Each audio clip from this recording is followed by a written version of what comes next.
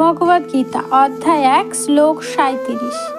তস্মান্নর্হবয়ং হন্ত ধর্তিরাষ্ট্রনশবান্ধবান সজনাং হি কথং হত্বা সুখিনঃ সমমাধবা।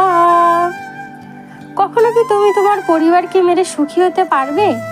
এই জন্যই মহাভারতকে ধর্মযুদ্ধ বলা হয়। যখন এরকম ধর্ম সংকট হবে তখন তুমি কি করবে?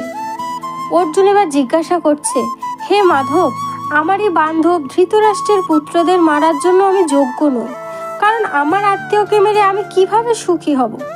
বন্ধুরা, যখনই তোমাদের সামনে এরকম পরিস্থিতি আসবে যেখানে লোভ লালসার জন্য অশান্তি বা ঝগড়া হবে, তখন মাথা ঠান্ডা রেখে অর্জুনের এই সংকটজনক পরিস্থিতির কথা ভাববে।